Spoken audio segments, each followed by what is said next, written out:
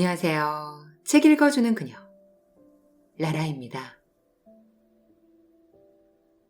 제가 오늘 소개해드릴 책은 인생의 의미입니다. 이 책은 2024년 11월에 출간되어 현재 인문 부문 신간이자 베스트셀러인 책이에요. 출판사는 더캐스트, 저자는 토마스 힐란드 에릭센, 옹기니는 이영래님입니다. 이 책은 삶의 마지막 여정에서 찾은 가슴 벅찬 7가지 깨달음을 담고 있는 책이에요. 전 세계에서 가장 살기 좋은 나라 1위, 노르웨이 국민들의 인생 책입니다. 사람은, 우리는, 나는 무엇으로 사는가? 삶에 대한 가장 아날로그적인 회기를 전해주고 있습니다. 말기암에 걸린 인류학자인 저자는 오랜 탐구 끝에 7가지 인생의 의미를 발견했다고 말하고 있습니다. 오슬로 대학교 사회인류학과 교수인 저자는 노르웨이가 낳은 사회적인 인류학자입니다. 그가 쓴 책은 여러 나라에서 대학 교재로 쓰이며 국내에도 출간되었으며 전 세계를 누비며 연구와 항영, 집필 활동에 매진했던 저자는 몇 년 전 최저암 선고를 받았습니다. 남은 시간이 많지 않다는 것을 깨달은 저자는 30년 넘도록 사회인류학자로서 탐구해온 인류의 궤적을 인생의 의미라는 관점으로 재평성합니다. 저자는 관계, 결핍, 꿈, 느린 시간, 순간, 균형, 실 끊기로 이루어진 7가지 의미 안에서 시공간과 인종을 넘어서 다양한 문화와 지식을 훑으면서 각각의 주제어가 인생에서 어떤 의미를 갖는지 차분하게 설명해 줍니다. 이 책은 노르웨이에서 출간 후 베스트셀러에 올라 인생의 의미 찾기 열풍을 몰고 왔으며 원유와 천연가스로 경제적 걱정이 사라진 노르웨이에서 사람들로 하여금 진지하게 삶을 반추하고 고민하고 성찰하게 만든 책이기도 합니다. 저는 이 책을 보면서 저 자신의 인생을 돌아보게 되었어요. 어떤 마음으로, 어떤 관점으로 삶을 바라보고 받아들이냐에 따라 인생의 의미도 달라진다는 해안을 주는 인생책이에요. 그럼 저와 함께 노르웨이 국민들의 삶을 바꾼 인생책을 만나시러 책 속으로 들어가 보실게요. 삶의 마지막 여정에서 찾은 가슴 벅찬 7가지 깨달음. 노르웨이 국민들의 삶을 바꾼 인생책. 사람은, 우리는, 나는 무엇으로 사는가? 삶에 대한 가장 아날로그적인 회기. 플라톤과 몽테뉴, 다윈과 모차르트를 넘나드는 삶과 사람에 대한 가장 지적이고 창의적인 담론이 시작됐다. 서문. 지난 세기 말의 어느 금요일 밤, 동료들과 맥주를 몇 잔 마셨다. 사회 인류학자들이 모여 술을 마시며 한담을 나눌 때면 종종 그렇듯이 대화는 사회 인류학적 주제에서 먼 길로 빠지곤 한다. 중앙아프리카의 희생 제의부터 아마존의 우주로, 일본의 이혼율과 맨하튼의 삶의 만족도까지 갑자기 동료 한 명이 어떤 통찰을 얻은 듯이 이렇게 중얼거렸다. 토마스, 인생의 의미는 3가지인 것 같아. 신을 믿는 거, 자식을 갖는 거, 그리고 3번째는 생각이 안 나는군. 자식이 없는 불가지론자의 말이라 액면 그대로 받아들여야 할 건 아니었다. 그럼에도 그는 분명히 뭔가 중요한 것을 이해한 것처럼 보였다. 그가 말하려 했던 3번째는 무엇이었을까? 3번째 의미에 대해 말하기 전 우선 염세적인 철학자들의 이야기를 해야겠다. 그들은 삶이 무의미하다고 여겼다. 철학자 페테르 베셀 사페는 1941년 출간된 비극에 대하여에서 그 이유를 설명한 바 있다. 그에 따르면 인간은 지나치게 많은 것을 가졌다. 동물과 마찬가지로 음식, 수면, 생식 등에 대한 욕구뿐 아니라 온전한 삶의 의미를 찾는 욕구도 있다. 두 가지 욕구를 모두 충족시키는 것은 환상 속에서 존재하는 것임을 인식하는 순간 불쌍한 인간은 삶이 무의미하다는 것을 깨닫는다. 사페의 책은 더 널리 알려졌어야 했는데 아쉽다. 40년 후 사페는 동료 철학자 헤르만 테네센과 함께 나는 진실을 선택한다라는 제목의 짧은 대담집을 출간했다. 테네센은 사페보다 더 염세적이다. 의문을 던지는 행위 자체가 삶의 의미를 품고 있기 때문에 삶은 무의미한 것조차 아니라는 것이다.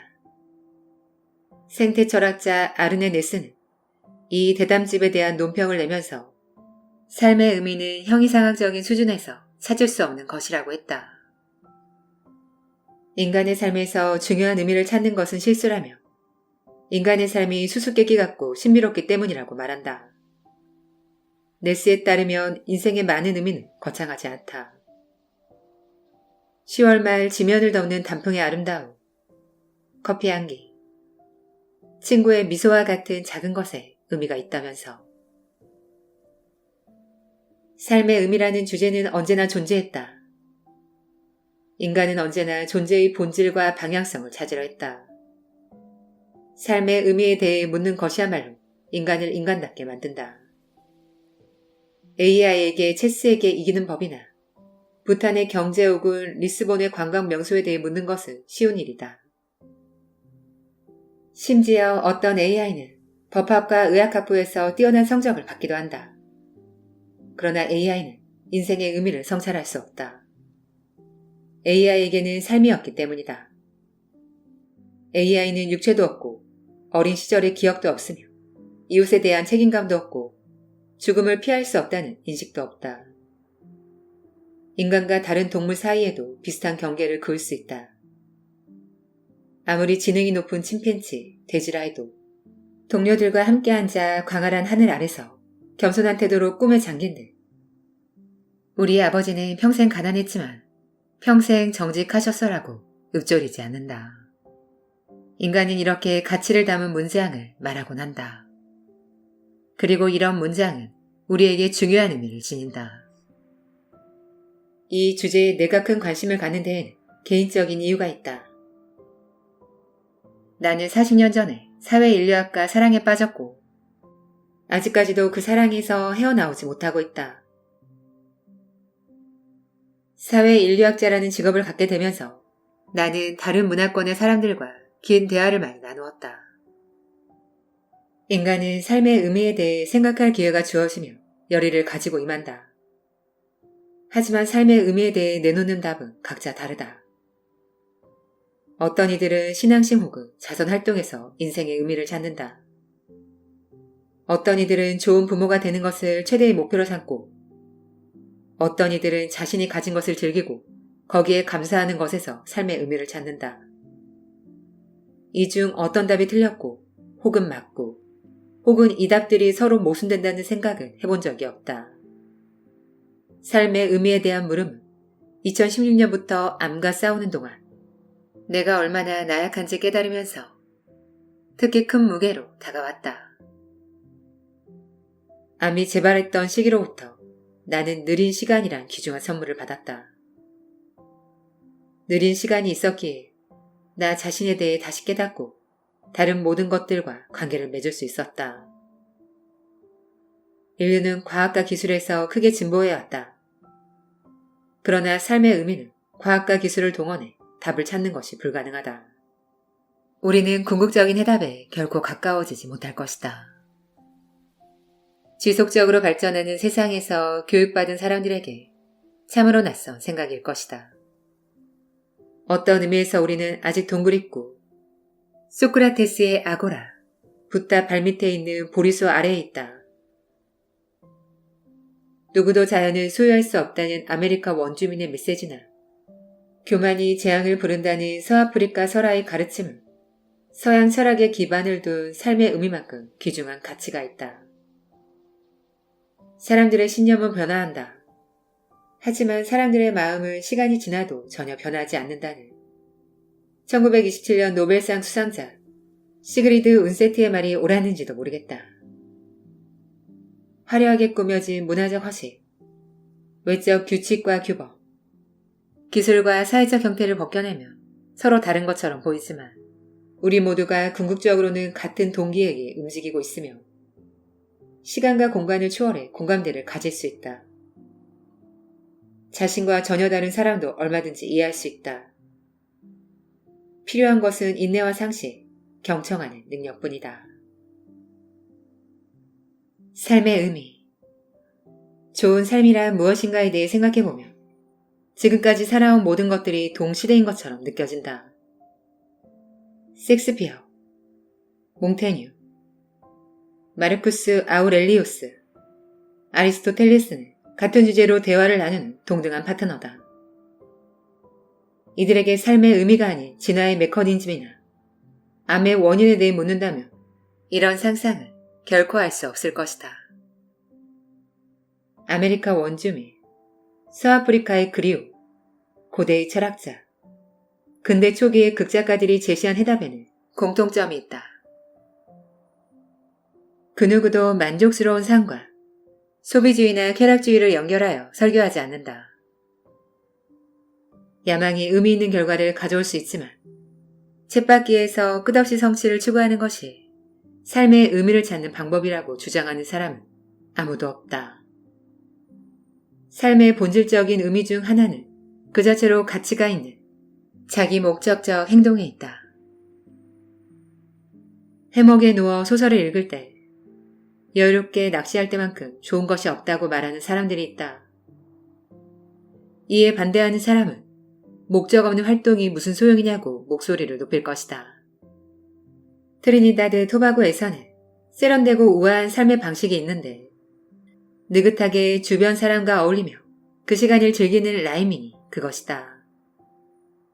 수업을 듣지 않고 운동장 나무 밑에서 수다 떨던 학생들에게 교장 선생님이 뭐하냐고 물었는데 이때 학생들이 나무에 석회칠을 하고 있었다고 둘러댄 것에서 유래된 말이다. 이후 라이밍은 사람들과 딱히 목적 없이 어울려 다니며 즐기는 행위를 뜻하는 은어로 자리 잡았고 이 특별한 카리브해의 은어가 만들어낸 문화 속에서 훌륭한 풍자와 칼립소 음악, 좋은 시가 탄생했다. 특별한 일은 별일 없을 때 탄생한다. 당신에게 인생 마지막 날, 가장 중요한 것은 무엇인가? 신의 계획을 충실히 실천하는 것, 낯선 사람들을 위해 선행하는 것, 무조건적인 사랑을 주고받는 것, 순간을 사는 것, 반대로 장기적으로 생각하고 그에 따라 행동하는 것. 이 모든 질문에 대한 답은 예스다. 누구에게나 언제, 특히 어떻게 묻느냐에 따라 답은 달라진다. 어떤 사람들은 마치 평범한 인간들은 접근할 수 없는 엄청난 발견을 한 것처럼 자기 개발서를 쓴다. 지금까지는 그랬다.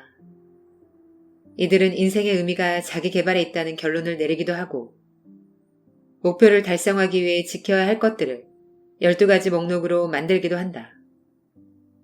나는 권위적인 훈계를 못 찾는 사람이고 이 책을 읽는 당신 역시 나와 비슷하다고 생각하고 싶다. 문화적 다양성과 프로그레시브록에 대해서는 내가 웬만한 독자들보다 아는 것이 많겠지만 불교, 지속 가능한 임업, 크로스컨트리 스키 등에 대해서는 나보다 많이 아는 독자들이 있을 것이다. 그러나 우리는 서로를 이해하고 아이디어를 교환하며 해결책과 이득을 얻을 수 있다. 어차피 모든 사람에게 적합한 것은 존재하지 않는다. 초점을 어디에 두든 눈길은 밖으로도 안으로도 향해야 한다. 작은 것은 큰 것을 비추고 인간은 섬이 아니며 삶을 의미있게 만드는 유일한 것은 다름이다. 삶의 비결 같은 것은 존재하지 않는다. 그렇지 않은 척 하는 것은 무책임한 행동일 뿐이다. 데이비드 휴은 사람이 감정의 지배를 받는다고 믿었으며 무자비한 열정의 장악을 막기 위해 온화하고 약한 감정을 우선하라고 권고했다. 그보다 1500년 앞서 스토아 철학자 세네카도 스스로 즐기고 소화할 수 있는 모든 열정은 평범하다. 가벼운 감정은 분명히 표현되지만 무거운 감정은 침묵한다며 같은 견해를 내놓았다. 삶의 의미를 각성하는 데 열렬한 신앙심이나 인종차별에 맞서는 불타는 열정이 필요하다는 의견은 어떤가? 세이셜에 사는 한 크리스천 여성은 세이셜에 사는 무슬림도 하나님을 경외하기 때문에 그들과 덧없이 편안한 관계를 맺고 있다고 말했다. 그렇다면 유일신을 믿지 않는 사람들과는 어떻게 지낼 거냐고 반문하는 사람도 있을 것이다. 아이를 낳고 재산을 늘리는 일이 전 세계의 거의 모든 곳에서 대단히 의미 있는 일로 간주되며 이런 점에서 내 친구의 말은 영 틀린 말은 아니었다. 하지만 모든 사람이 자녀를 갖는 것은 아니다. 자식을 갖지 않겠다는 사람들도 있다.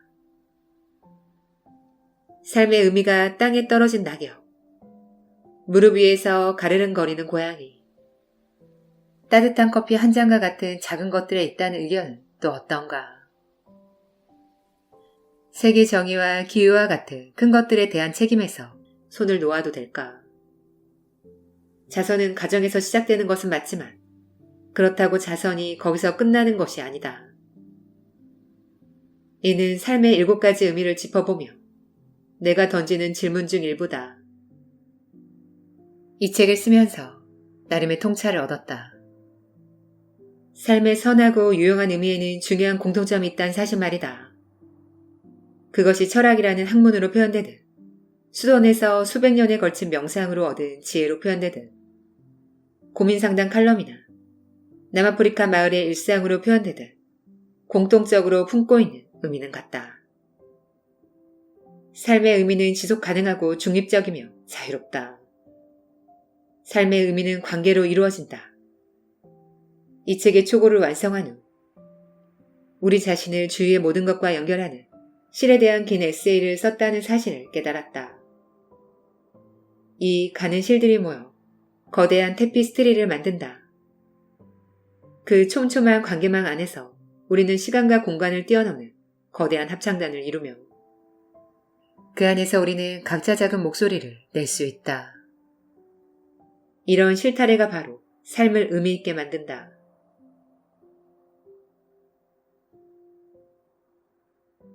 연결은 인간을 어떻게 보호하는가? 인간이 하는 모든 일은 상호 연관성을 갖는다. 인간을 연결하는 네트워크는 경쟁 혹은 결속, 개인주의 혹은 생태적 연결을 통해 만들어진다. 경쟁은 모든 문화에 존재하며 상호성을 토대로 한다. 작가 존 오파렐은 상황은 좋아질 수밖에 없다라는 책에서 1997년 선거에서 승리한 노동당이 1979년의 노동당과 더 이상 같지 않다는 걸 깨달았다고 전한다. 이 책의 부제는 노동당을 지지했던 삶의 비참한 18년이다.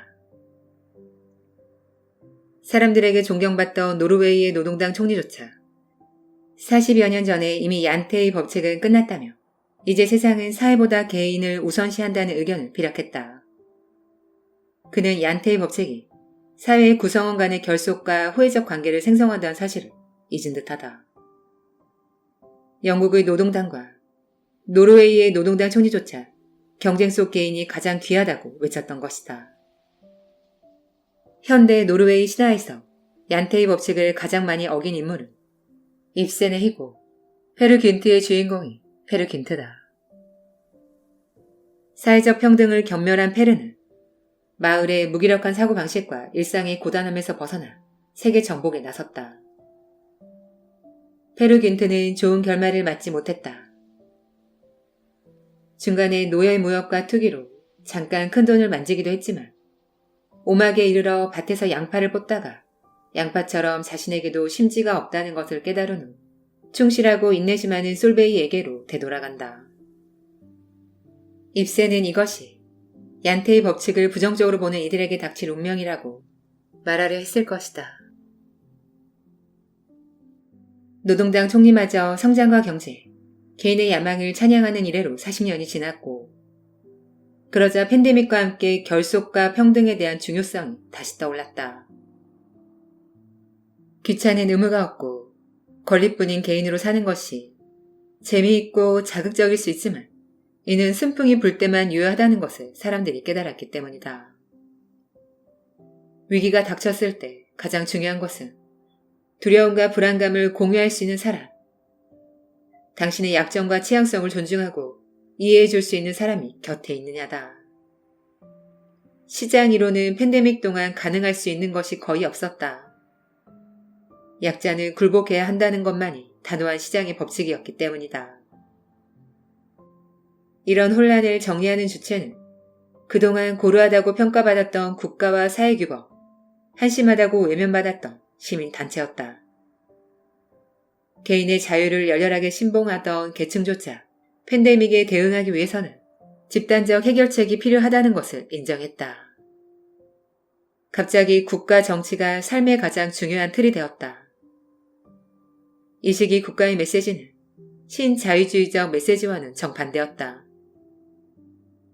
가능한 활동을 줄이고, 가능하면 집에 머물고, 다른 사람들을 배려하고, 필요 이상의 생산과 소비를 피하고, 안전을 확보하고, 낯선 사람과의 성관계를 피하고, 버스와 기차는 꼭 필요한 경우에만 이용하고, 외출하지 말고, 상점과 식당은 문을 닫는다. 결정적으로 개인적인 야망을 보류한다. 팬데믹의 경험으로부터 삶에서 진정 중요한 것을 깨달았던 사람들이 있을 것이다. 팬데믹 동안 유래오는 혼란을 해결하는 국가의 비효율성과 서투름을 비판하면서도 국가야말로 시민의 삶을 가장 우선시한다는 사실에 감사하는 사람들도 있을 것이다. 이 시기 노르웨이에서는 정치인들이 위협적이고 권위주의적인 지도자가 아닌 국민을 걱정하는 가족 같은 존재라는 인상을 주었다. 그 점에 대해서는 칭찬을 받아 마땅하다.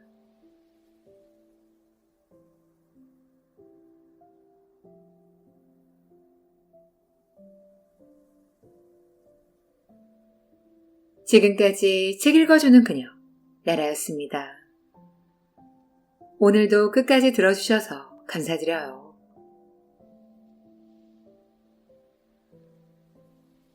우리 구독자님들, 저는 오늘 이 책을 읽으면서 인생의 의미에 대해 다시 한번 되돌아보게 되었어요.